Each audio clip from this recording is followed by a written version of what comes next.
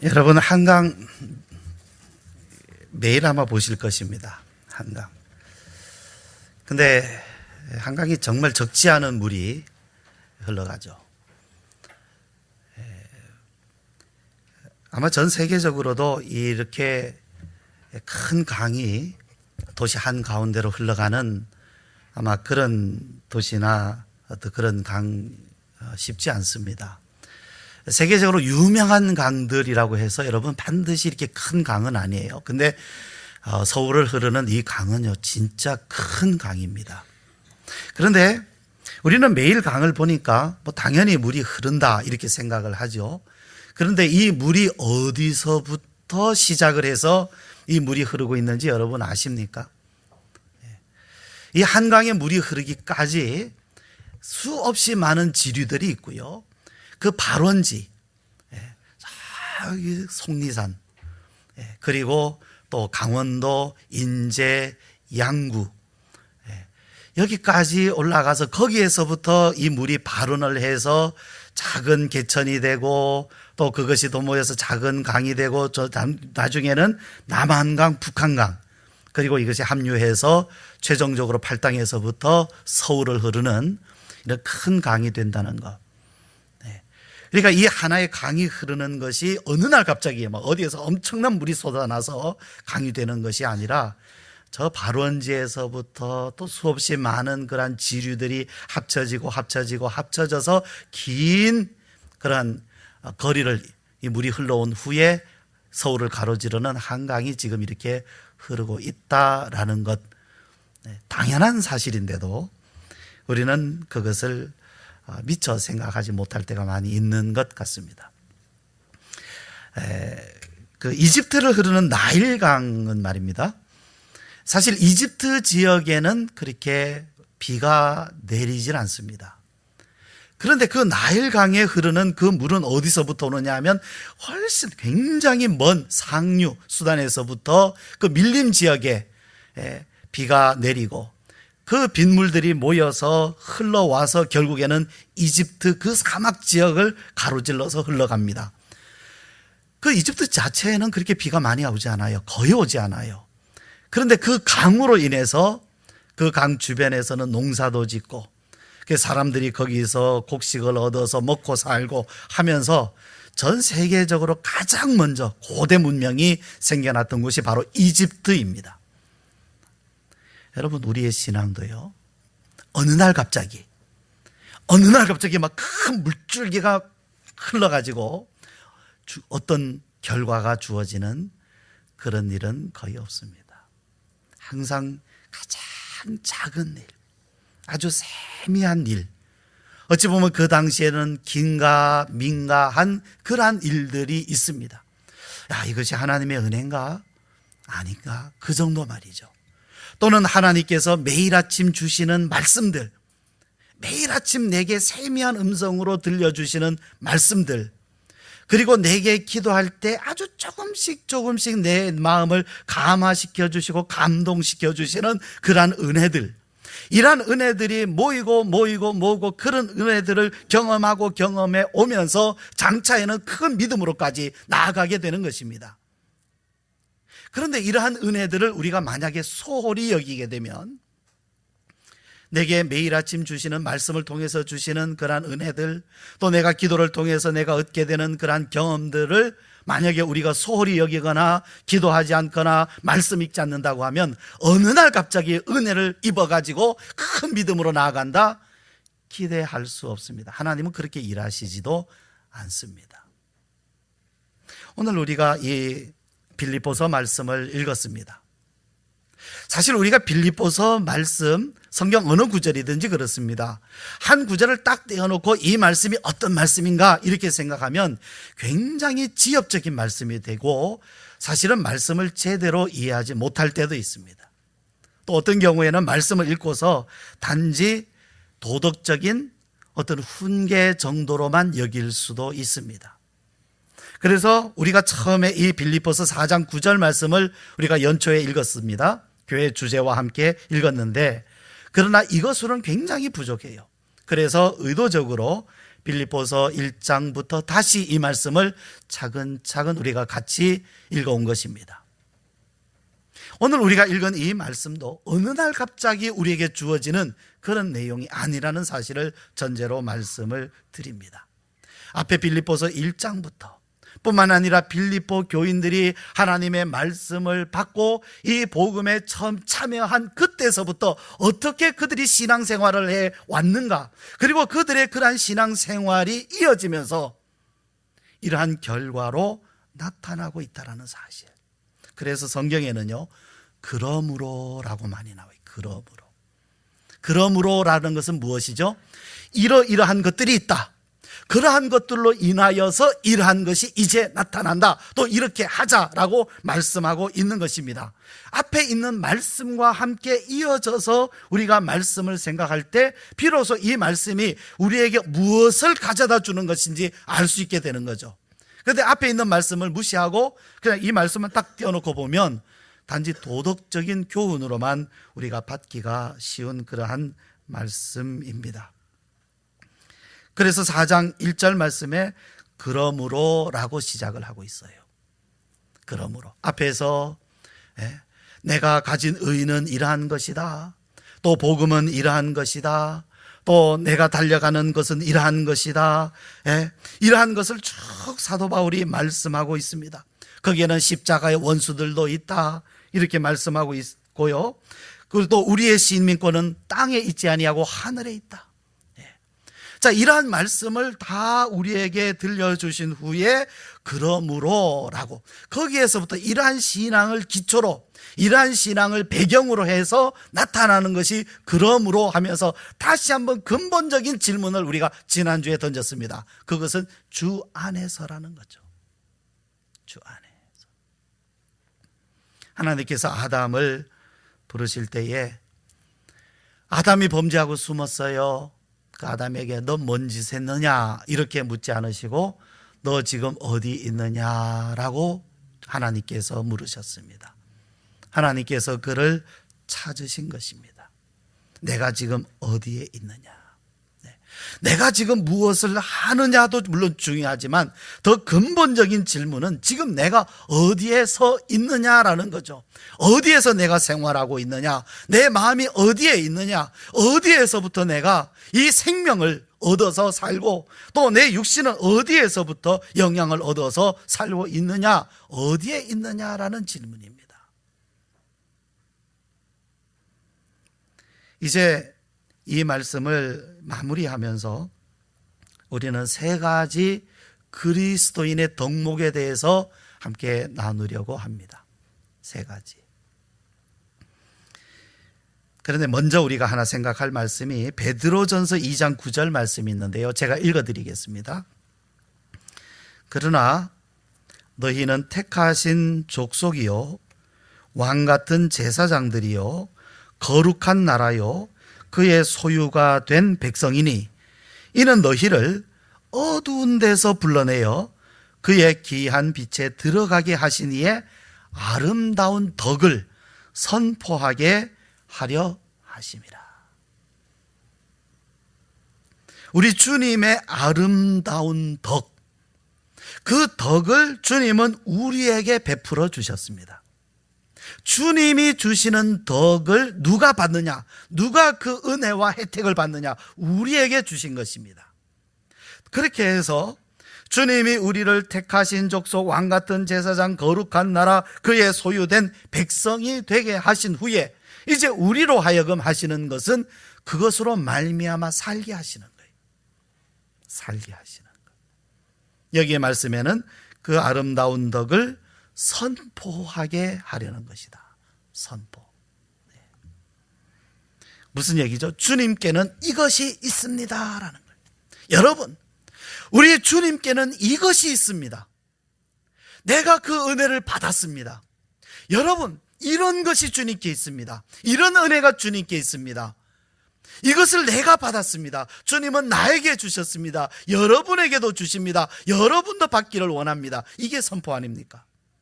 주님의 아름다운 덕. 우리 교회 이름이 아름다운 교회입니다. 네. 왜 아름답다고 말합니까? 무엇이 아름답습니까? 세상에서 무엇이 가장 아름다운 것입니까? 이것 아닙니까? 우리 주님의 덕입니다. 아름다운 덕입니다. 이것이 교회에 가득하면 아름다운 교회가 되는 거예요. 그렇지 않습니까? 이 아름다운 덕을 누구에게 주셨습니까? 우리에게 주신 것이에요. 이 아름다운 덕을 선포하게 하시려는 것이다 말씀하고 있습니다. 많지요. 구원, 은혜, 또 칭의, 성결, 영화 많이 있습니다. 그런데 오늘 우리가 함께 나누려는 덕목은 이제 이러한 것이 우리의 내적인 은혜에서부터 출발해서 우리의 외적인 삶으로 나타나야 할 덕목. 덕목이라고 하는 것은 다른 사람들에게 끼쳐지는 선한 영향력을 덕이라고 말합니다. 덕이라 그럴 때에 이제 나 혼자만이 아니라 내가 다른 사람에게 끼치는 영향력, 그 영향력 중에서 선한 것, 좋은 것, 그것을 덕이라고 말합니다. 우리가 덕을 세우자 이렇게 말하잖아요. 덕을 세우자. 우리 어르신들은 아실지 모르지만 젊은이들이 덕이라 그러면 요즘에 다른 의미로 쓰기는 해요. 덕이라 그러면 어떤 매니아, 이를 덕이라 그러는데 지금 제가 드리는 말씀은 그 의미 아닙니다. 젊은 분들은 이렇게 혼동하지 마시기 바랍니다. 성경이 말씀하는 덕이라고 하는 것은 내가 다른 사람에게 끼치는 선한 영향력, 그것을 덕이라고 말해요. 근데 여기 세 가지 나옵니다. 오늘 우리가 읽은 말씀에 많이 있지만 그 중에 세 가지 말씀하는데 기쁨, 두 번째는 관용, 그리고 세 번째가 기도입니다. 기도.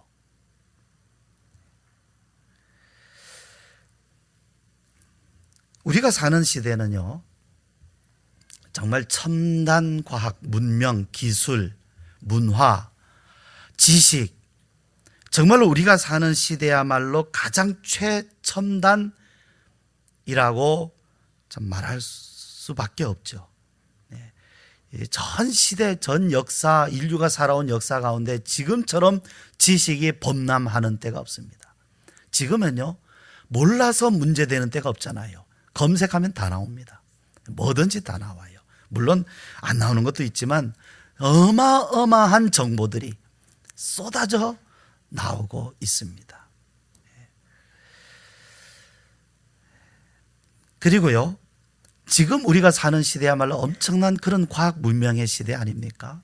우리는 그 혜택을 많이 받으며 살고 있습니다. 심지어는 여러분 지금 이미 무인 그런 그 자동차도 운전하는 사람이 없는 그러한 무인 자동차도 이미 나와 있습니다. 물론 상용화되기는 아직 조금 남아있지만은 이미 시범적으로 운행이 되고 심지어는 무인 택시까지도 시범 운행을 하고 있습니다. 택시인데 택시 기사가 없어요. 그냥 손님이 타면 기계가 알아서 사람을 목적지까지 데려다 줍니다. 근데 실제로 여러분 이러한 것이 지금 존재하고 있어요. 물론 얼마 전에 알파고 바둑 대결하고 이런 일들도 여러분 잘 아실 것입니다. 어찌 보면 지금이야말로 가장 최첨단의, 가장 발전된 그러한 시대에 우리가 살고 있습니다. 그런데 우리는 하나 질문을 던져봅니다. 기쁘냐라는 거죠. 만족합니까? 이러한 최첨단에 살고 이렇게 풍성한 시대에 우리가 살고 이렇게 지식이 범람한 시대에 우리가 살아가고 있으면서 우리는 그 가운데서 기쁘냐라는 것입니다. 기쁘십니까? 또 하나, 관용입니다. 관용은 다른 사람에게 베풀입니다. 그리스도인들에게 또한 기도 어떻게 되어 있습니까? 기도. 만약에요, 우리가 이 세상 사람들과 다르게 우리는 그리스도인으로 하나님의 자녀로 부르심 받은 사람들인데요, 우리들에게 반드시 있어야 할 이 세 가지, 그래서 다른 사람들에게 끼쳐야 할 이 세 가지, 그 다음에 다른 모든 사람들이 우리 믿는 사람들에게 기대하는 바예요.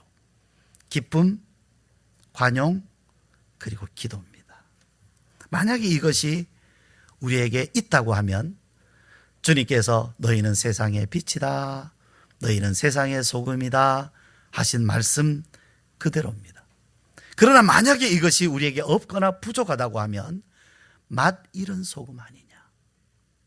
우리가 어떤 윤리적인 삶, 도덕적인 삶을 따지기 전에 더 근본적인 것, 우리에게 있어서 기쁨과 관용과 기도가 어떻게 되어 있는가, 이것이 있는가. 만약에 없다고 하면 맛 잃은 소금은 아닌가라는 그런 생각을 할 수밖에 없습니다. 하나씩 우리가 더 생각을 해봅니다. 첫째, 성경은 기뻐하라고 말씀합니다. 기뻐하라. 먼저 여러분 한번 생각해 봅시다. 지난 한 주간 동안에 여러분 몇 번 크게 웃어 보셨습니까? 하하하. 정말로 즐겁게, 헛할 웃음 말고요, 정말로 즐겁게 기쁘게 몇 번 웃어 보셨습니까? 제가 알기로 우리 아름다운 교회 성도님들은 잘 웃으십니다. 틀림없이 기쁨이 있으신 것입니다. 그런데 여러분 개인적으로 정말로 너무나 기쁘고 너무나 만족하고 너무나 감사하고 정말로 그래서 여러분이 기뻐한 시간이 얼마나 됩니까? 그러면 기뻐한 시간과 기뻐하지 못한 시간을 비교를 해봅시다. 몇 대 몇쯤 될까요? 3대 1, 4대 1, 10대 1, 아니면 100대 1? 어떻습니까? 4절 말씀 우리 함께 봅시다. 같이 읽죠. 시작.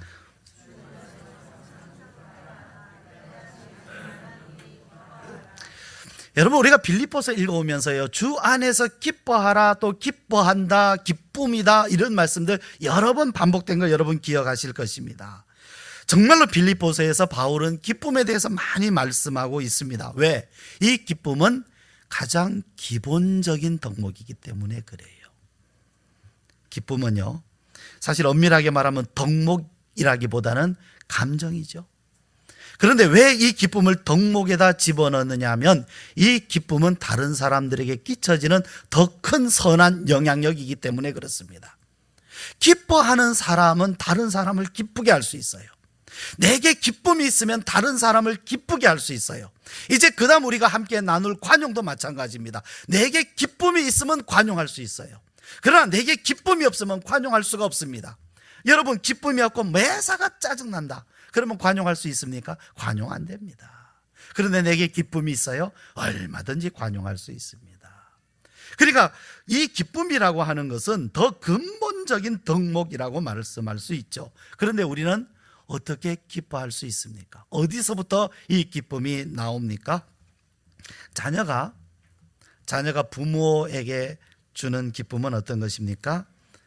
그것은 자녀가 특별히 부모님을 위해서 특별한 것을 할 때도 물론 기쁘지만, 그렇지 않다고 해도 그 자녀가 있음으로 해서 부모는 기뻐요. 그 자녀가 나의 자녀이기 때문에 기쁩니다. 내가 그를 낳았고 내가 그 아이를 사랑하기 때문에, 그리고 그 아이가 나의 사랑을 알기 때문에 부모는 기쁩니다. 이것이 전부입니다. 이것이 근본이에요. 우리가 기쁨이라고 했을 때 주 안에서 기뻐하라고 말씀하고 있습니다. 왜 주 안에서라고 할까요? 왜? 그것은 주님과 우리와의 관계에서부터 이 기쁨이 나오기 때문입니다. 주님은 나를 구원하시고 그 구원을 통해서 우리에게 사랑을 주시고 우리가 그 사랑을 받음으로 인하여서 이 기쁨이 나오기 때문에 그렇습니다. 여러분, 그 외에서 우리는 어디서 이 기쁨을 얻을 수 있습니까? 기뻐하라는 말은요, 명령으로 안 됩니다. 권면으로 됩니까? 전혀 기뻐하지 않는 사람에게 기뻐하세요, 하나님의 명령입니다, 기뻐하십시오, 기뻐해야 됩니다 하면 기뻐집니까? 아니죠. 기쁨은요, 기뻐할 수 있는 기쁨의 속성을 줘야 돼요. 기뻐할 수 있는 내용을 가져야 됩니다. 기쁨이라고 하는 어떤 분명한 사실이 있을 때 우리는 기뻐할 수 있어요. 그런데 그 사실이 어디서부터 오느냐는 것입니다. 주님과의 관계입니다. 어떤 관계입니까? 주님이 우리의 주님이 되신 일, 주님이 나를 구원해 주신 일, 여기서부터 기쁨이 나오게 됩니다. 만약에 우리가 입으로 주님 주님 하면서 주님의 구원을 나의 구원으로 믿지 아니하고 받아들이지 않는다면 주 안에서 기뻐하라는 말은 이루어지지 않습니다. 반드시 주님의 은혜를 입어야 됩니다. 반드시 주님의 구원을 입어야 됩니다. 그러면 그 구원과 함께 이 기쁨을 주님은 우리에게 부어주시는 것입니다. 기쁨은 부어주시는 것이에요. 우리가 기쁨을 스스로 만들어 가지라는 것 아닙니다. 기뻐하지 않는데 억지로 기뻐하라 안 됩니다. 속에는 기뻐하지 않는데 겉으로는 기뻐하는 척하라는 것도 아닙니다. 주님은 우리에게 기쁨을 주십니다. 하나님은 우리로 인하여 기뻐하십니다. 우리를 구원하심으로 기뻐하십니다. 우리를 사랑하심으로 기뻐하십니다. 그래서 하나님의 말씀은 이 구원을 받아서, 이 주님의 사랑을 받아서 너희는 기뻐하라 우리에게 말씀합니다. 두 번째, 성경은 관용하라고 말씀합니다. 5절 말씀 같이 읽죠. 너희 관용을 모든 사람에게 알게 하라. 주께서 가까우시니라. 여러분, 이 말씀을 가만히 들여다보면 관용하라는 것입니까? 아니면 관용하고 있는데 그것을 사람들에게 알게 하라는 겁니까? 이미 관용 있는데 그것을 사람들에게 나타내라, 알게 해라, 이런 말씀이죠. 그러니까 관용하라는 의미보다는 이미 관용할 수 있는 마음이 있는 사람들이에요. 이 기쁨도 마찬가지예요. 이미 기쁨이 있는 사람들에게 기뻐하라는 것이고 관용하는 사람들에게 관용하라는 것입니다. 그런 의미로 우리에게 말씀하고 있어요. 여러분, 관용이라고 하는 단어가 가만히 그 단어를 분석을 해보면 가까이 가서 닮는다, 이런 뜻을 가지고 있어요. 가까이 가서 닮는다. 신기하지 않습니까? 내 생각, 내 뜻, 상대방에게 당신 내 뜻 맞춰라, 내 생각대로 움직게 하라. 그러면 관용이 안 됩니다. 다른 사람에게 내 것을 강요하면, 내 생각대로 해, 내 뜻대로 해, 나처럼 해 하면 관용이 안 됩니다. 이 관용이라고 하는 뜻은 내가 그 사람에게 가서 그 사람처럼 하는 거예요. 그 사람처럼. 주님은 우리를 관용하시기 위해서 이 땅에 오셨어요. 주님께서 이 땅에 오셔서 나는 거룩하니 무조건 너희는 내 말대로만 해, 내 뜻대로만 따라와, 아니면 안 돼, 그렇게 요구하신 것이 아니라 주님이 먼저 우리의 죄인과 같은 몸을 입으시고 사람의 몸을 입으시고 우리에게 오셔서 우리와 같은 모습이 되셨어요. 그래서 우리의 짐을 짊어지셨습니다. 우리의 짐을 짊어져 주셨어요. 주님 자신을 우리에게 주신 것입니다. 여러분, 사랑이 뭡니까? 사랑이 무엇이에요, 여러분? 여러분, 무엇을 사랑이라고 말할 수 있습니까? 무엇이 진짜 사랑이다? 우리가 성경에서 사랑을 배울 수 있습니다. 사랑은 내가 나를 그 사람에게 주는 거예요. 나를 주는 겁니다. 성경에서 배우는 사랑은요, 그냥 좋은 게 아니에요. 아이고 좋아요, 이게 아니에요. 나를 주는 것이에요. 주님께서 자신의 몸을 우리에게 주신 것이 사랑입니다. 그러면 이 관용이라고 하는 것은 바로 그거예요. 바로 내가 나를 그 사람에게 주는 것입니다. 그 사람의 위치, 그 사람의 눈높이, 그 사람의 어려운 형편, 그 가운데로 들어가서, 그 가운데 들어가서 그 문제를 함께 해결하면서 나가는 것, 이것이 관용이라는 말씀이에요. 주님의 그 성육신이야말로 가장 큰 관용인 것입니다. 그래서 내가 너희를 사랑한 것 같이 너희도 서로 사랑하라 하는 이 말씀과 같이 이제 주님은 우리에게 말씀하십니다. 너희는 관용해라. 이것이 그리스도인의 덕목이다. 주님의 용서, 주님의 관용, 주님의 사랑 가운데 거하는 사람은 이제 어떤 은혜를 입느냐 하면 관용할 수 있는 은혜를 입습니다. 기뻐할 수 있는 은혜, 그리고 관용할 수 있는 은혜. 세 번째는 성경은 기도하라 말씀합니다. 우리 6절 같이 읽으실까요? 시작. 아무것도 염려하지 말고 오직 기도와 간구로 너희 구할 것을 감사함으로 하나님께 아뢰라. 기도의 반대가 염려입니다. 기도의 반대가 기도하지 않음이라고 할 수도 있겠죠. 그런데 여기 말씀을 보면 기도의 반대는 염려예요. 염려한다는 것은 기도를 안 한다는 것이고, 기도를 하면 무엇이 사라진다는 것입니까? 염려가 사라진다는 것입니다. 우리의 삶에 염려가 없을 수 없습니다. 왜요? 우리는 완전하지 않기 때문에. 우리는 완전하지 않습니다. 완전합니까? 우리가 예수님을 믿고 구원을 받는다고 해서 하루아침에 우리가 완전한 사람이 됩니까? 완전하지 않습니다. 이것이 하나님의 뜻입니다. 우리가 하나님의 은혜를 입고 구원을 받아도 하나님은 당장 우리를 완전한 몸으로 변화시켜 주시지는 않습니다. 여전히 우리는 이 땅 가운데에서 불완전한 존재로 살아갑니다. 또 우리가 구원받는다고 해서 당장 여기가 천국이 됩니까? 아니에요. 여전히 우리는 죄 많은 세상 가운데 우리는 살아가고 있습니다. 하나님께서 정하셔서 우리를 부르시는 그날까지 우리는 불완전한 몸으로 불완전한 세계 가운데 여전히 우리는 살아가고 있습니다. 그렇기 때문에 이 땅 가운데는 여러 가지 문제들이 생겨납니다. 고난도 있고요, 염려할 일들도 있고요, 두려운 일들도 있습니다. 그런데 하나님께서는 그러한 염려할 일을 만나는 우리들에게 이 길로 나아가라고 말씀하시는 한 가지 길이 있어요. 그것이 무엇입니까? 기도하라는 것입니다. 여러분, 기도하지 않는 사람은 누굽니까? 기도하지 않는 사람은 여러분 누구예요? 하나님께 기도하지 않는 사람 한번 우리 찾아봅시다. 누굽니까? 누가 기도 안 해요?